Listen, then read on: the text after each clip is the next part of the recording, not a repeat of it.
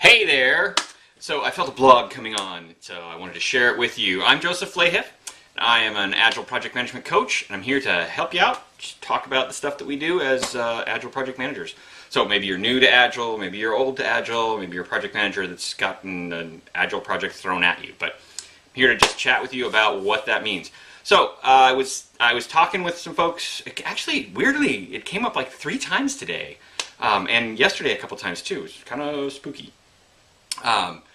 One of the things that drives me crazy as an Agile project manager is what are the things that block us as we're trying to help people start to use Agile techniques and Agile practices and Agile mindsets more and more.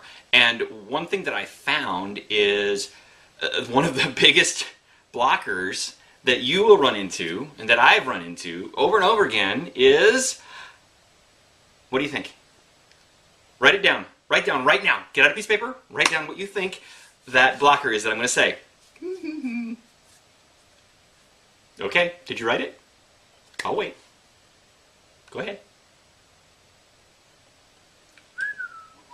Okay, you got it? All right. So, here it is.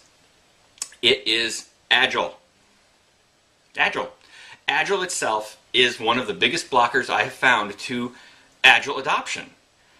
What the heck do you mean by that, Joseph? Well, what I mean by that is the use of Agile vernacular, the words that we say. We say retrospective, and we talk about story points, and we talk about iterations and sprints and scrums and scrum masters and all this new language that really trips people up. And I'm here to tell you that before I knew about Agile, I was doing Agile. I was being Agile.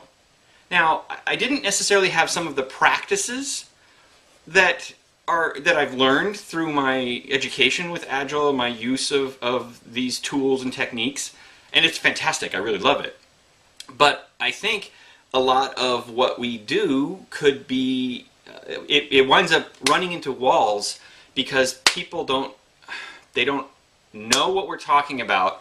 And the natural reaction of people when they don't understand something is to be afraid of it.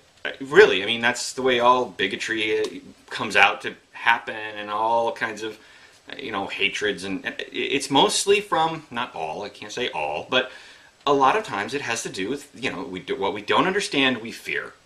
And if you, as an Agile project manager or a Scrum Master or somebody who grassroots or from the top down is trying to help implement Agile, if you are using the vernacular of the Agile world, the Agile community, that is going to be a roadblocker for you. And I just want to encourage you not to do it. I'm working with one of the pastors at my church. I'm coaching him on just getting himself organized, right? And getting his tasks in order and all the projects that he has to do. And it's really wonderful because he's not an IT guy at all, So, but I mean, great guy, but he's not in the community. So words like iteration or story card or Kanban or all this BS means nothing to him, right? It means nothing. So I have to come up with different words. So I have to talk about, what we need to do is come up with a way for you to organize your work so that it's small enough for you to tackle and that you can see it flowing through.